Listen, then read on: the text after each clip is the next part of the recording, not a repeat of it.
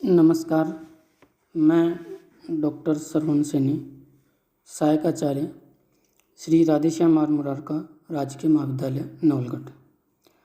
आज की क्लास में आपको जानकारी दूंगा जापान के प्रधानमंत्री के पद के विषय में।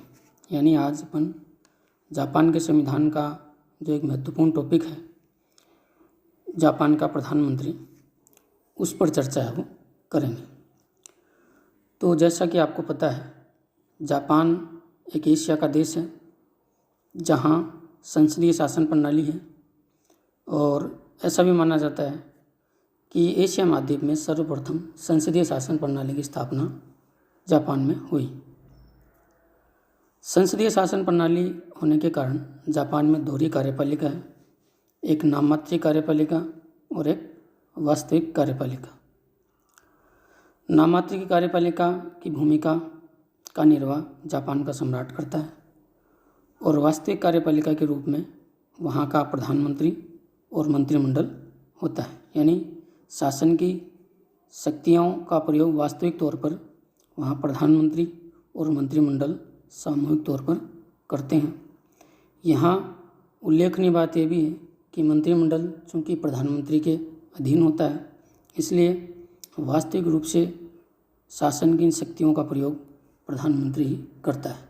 इस दृष्टि से अपन ये भी कह सकते हैं कि जापान में प्रधानमंत्री ही सर्वाधिक शक्तिशाली व्यक्ति होता है।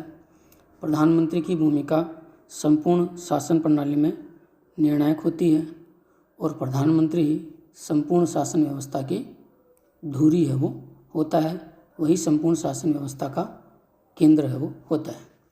जापान के संविधान के अनुच्छेद 66 में प्रधानमंत्री के पद का उल्लेख है वो किया गया है। अब आगे अपन प्रधानमंत्री पद से जुड़ी हुई अन्य संवैधानिक प्रावधान जो जापान के संविधान में किए गए हैं उन पर चर्चा करेंगे। सर्वप्रथम तो जापान के प्रधानमंत्री पद के लिए जापान के संविधान में क्या योग्यताएं निर्धारित की गई हैं।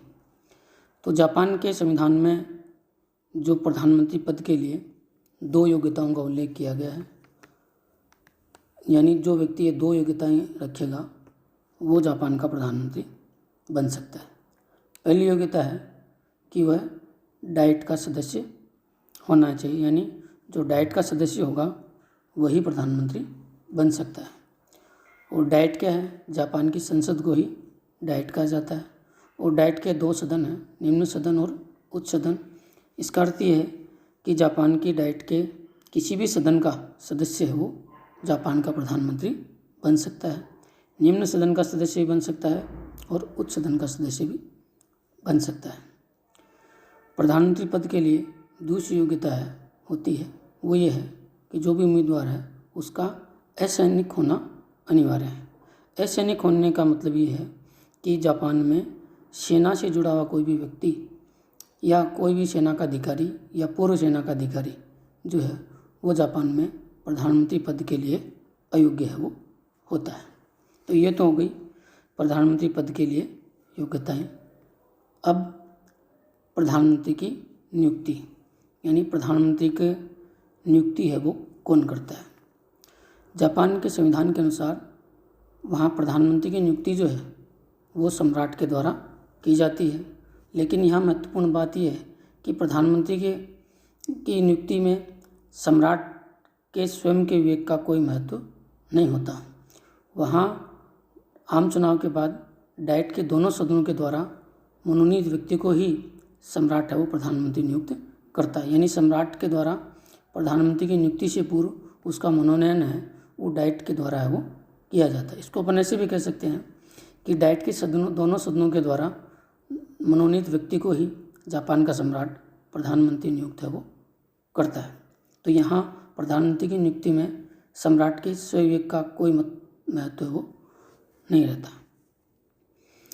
अब बात करते हैं प्रधानमंत्री का कार्यकाल। तो चूंकि प्रधानमंत्री का कोई अलग से कार्यकाल का प्रावधान नहीं होता, प्रधानमंत्री का कार्यकाल डाइट के निम्न सदन के बराबर होता है और डाइट के निम्न सदन जिसे प्रतिनिधि सदन कहा जाता है उसका कार्यकाल होता है 4 वर्ष। तो उस दृष्टि से अपन कह सकते हैं कि प्रधानमंत्री का कार्यकाल भी 4 वर्ष से होता है। अब बात करते हैं प्रधानमंत्री की शक्तियों की या प्रधानमंत्री के कार्यों की। तो प्रधानमंत्री के शक्तियों में प्रधानमंत्री की सबसे महत्वपूर्ण शक्ति या कार्य होता है वह है मंत्रिमंडल से संबंधित शक्तियाँ। प्रधानमंत्री का सबसे महत्वपूर्ण कार्य अपने मंत्रिमंडल का गठन करना होता है और यह प्रधानमंत्री का विशेषाधिकार भी होता है। अपनी नियुक्ति के तुरंत बाद प्रधानमंत्री अपने मंत्रिमंडल का गठन करता है। वह अपने सम्राट को मंत्रियों की सूची सौंपता है। उसके आधार पर सम्राट मंत्रियों की नियुक्ति करता है। उसके उपरांत प्रधानमंत्री मंत्रियों में उनकी योग्यता और अनुभव के आधार पर विभागों का वितरण करता है और उसके उपरांत वह मंत्रिमंडल की बैठकें बुलाता है। बैठकों की अध्यक्षता है वह स्वयं करता है। सभी मंत्रियों में समन्वय स्थापित करने का काम करता है। प्रधानमंत्री किसी भी मंत्री को मंत्री पद से हटा सकता है, किसी को भी इस्तीफा देने के लिए कह सकता है और यदि प्रधानमंत्री स्वयं त्यागपत्र दे देता है तो उसके त्यागपत्र के साथ ही संपूर्ण मंत्रिमंडल का अंत है वो हो जाता है। और प्रधानमंत्री मंत्रिमंडल में लिए गए निर्णयों की पुष्टि भी करता है, घोषणा भी है वो करता है। अब प्रधानमंत्री का दूसरा महत्वपूर्ण कार्य होता है शासन का संचालन करना और प्रशासन पर नियंत्रण रखना। तो जैसा कि मैंने अभी आपको बताया, जापान में प्रधानमंत्री ही वास्तविक कार्यपालिका होता है। संपूर्ण शासन के संचालन की और देश में कानून व्यवस्था और शांति व्यवस्था की जिम्मेदारी प्रधानमंत्री की है वो होती है। इसलिए और इसी प्रधानमंत्री शासन देश की सुरक्षा, कानून व्यवस्था और शासन के संचालन के लिए उत्तरदायी होता है। यह उसकी एक महत्वपूर्ण जिम्मेदारी है वो होती है। इसलिए वह संसद के द्वारा निर्मित कानूनों की पालना सुनिश्चित करवाता है। शासन के सफल संचालन के लिए योग्य उच्च पदाधिकारियों की नियुक्ति करता है। संपूर्ण पदाधिकारियों पर और प्रशासन पर है वह नियंत्रण रखता है और आवश्यकता पड़ने पर जो है अन्य अनुशासनहीन अधिकारियों के विरुद्ध कार्रवाई भी करता है और उन्हें पद से हटा भी सकता है। निष्कर्ष के तौर पर अपन कह सकते हैं कि संपूर्ण शासन और सुरक्षा का दायित्व प्रधानमंत्री का होता है। प्रधानमंत्री का अगला जो महत्वपूर्ण कार्य होता है वह होता है डाइट का नेतृत्व। जैसा कि अभी मैंने आपको बताया, जापान की संसद ही डाइट है और चूंकि प्रधानमंत्री का चयन डाइट के द्वारा किया जाता है, इस दृष्टि से प्रधानमंत्री डाइट के नेता के रूप में भी काम करता है और वह डाइट का नेतृत्व भी है वो करता है। उसकी इच्छा से डाइट के अधिवेशन होते हैं और डाइट में के संपूर्ण विधायी कार्यों में प्रधानमंत्री उसका नेतृत्व है वो करता है। वह डाइट में विधेयक प्रस्तुत करवाता है और उन्हें पारित करवाता है। वह डाइट में बजट प्रस्तुत करवाता है और उसे पारित है वो करवाता है और वह डाइट में अपने शासन संबंधी नीतियों की जानकारी देता है, घोषणा करता है और यदि संसद का निम्न सदन को यदि भंग करना है तो वो भी प्रधानमंत्री के द्वारा है वो करवाया जा सकता है। प्रधानमंत्री के परामर्श के आधार पर ही जापान का सम्राट संसद के डाइट के निम्न सदन को भंग भी है वो कर सकता है। अब आगे है दल से संबंधित कार्य। तो जापान में सम्राट जो होता है वो डाइट में बहुमत प्राप्त दल का नेता भी होता है और दल के नेता होने के कारण उसे दल से संबंधित कार्य भी करने पड़ते हैं। वह अपने दल का प्रमुख होता है, प्रतीक होता है और चुनाव उसी के नेतृत्व में लड़े जाते हैं। इसलिए प्रधानमंत्री अपने दल में एकता, अनुशासन और समन्वय स्थापित करने का कार्य भी है वो करता है। प्रधानमंत्री का जो अगला कार्य होता है वह होता है कि प्रधानमंत्री सम्राट और मंत्रिमंडल के बीच में एक सेतु या कड़ी का कार्य करता है। वह सम्राट और मंत्रिमंडल को जोड़ता है। प्रधानमंत्री जो है वो मंत्रिमंडल के निर्णयों से सम्राट को अवगत है वो करवाता है और सम्राट की भावना से मंत्रिमंडल को अवगत कराता है।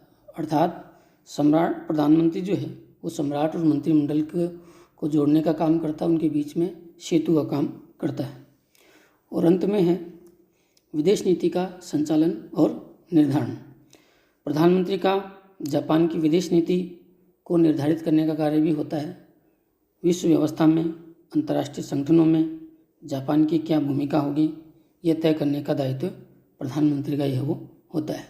प्रधानमंत्री ही जापान की ओर से अंतर्राष्ट्रीय मामलों में बोलने वाला प्रथम वक्ता है वो होता है और अंतर्राष्ट्रीय संगठनों और आयोजनों में प्रधानमंत्री ही जो है वो जापान का प्रतिनिधित्व है वो करता है। इसके अलावा अन्य देशों में जापान के राजदूतों की नियुक्ति जो है वो प्रधानमंत्री के द्वारा ही है वो की जाती है। जापान के द्वारा ही अन्य देशों के साथ अंतर्राष्ट्रीय संधियां हैं वो की जाती है। तो अपन यहाँ कह सकते हैं कि संपूर्ण जापान के अंतर्राष्ट्रीय संबंधों के संचालन का जो दायित्व है वो भी प्रधानमंत्री का ही है वो होता है। तो ये है जापान के प्रधानमंत्री पद से जुड़े हुए सभी प्रकार के तथ्य और जानकारियाँ। धन्यवाद।